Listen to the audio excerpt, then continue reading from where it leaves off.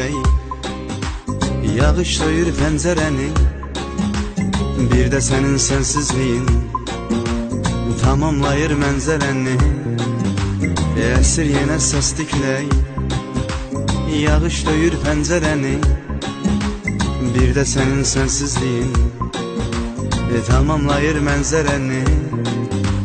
Külək mənim arayımdır, yağış sənin göz yaşındır.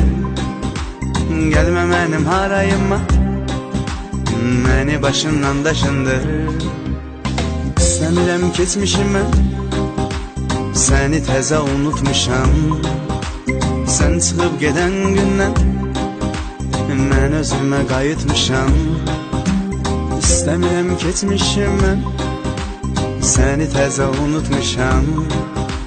Sən çıxıb gedən gündən mən özümə qayıtmışam.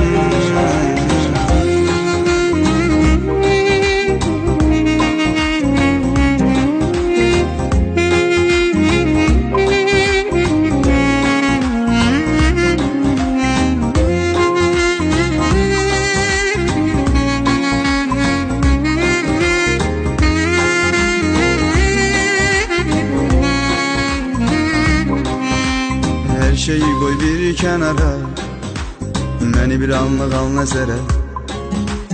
Bir gün tənha çıx şəhərə, gəl gəziyim küçələrə. Hər şeyi qoy bir kənara, məni bir anlıq al nəzərə. Bir gün tənha çıx şəhərə, gəl gəziyim küçələrə. Göz yaşımda kiridirdi yüreğimin ağrısını, her aktıkça söndürürdü yokluğunun yanğısını. Barışmışam yokluğuna, gözyaşımı kurutmuşam. İstəmirəm keçmişim mən, səni təzə unutmuşam. Barışmışam yokluğuna, gözyaşımı kurutmuşam. İstəmirəm keçmişim mən, səni təzə unutmuşam.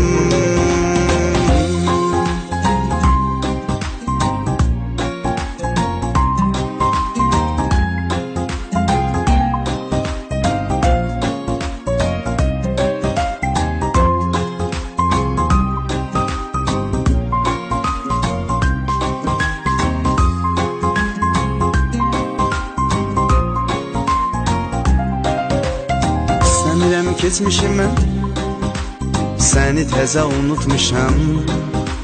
Sən çıxıb gedən gündən mən özümə qayıtmışam. İstəmirəm keçmişimə, səni təzə unutmuşam. Sən çıxıb gedən gündən mən özümə qayıtmışam.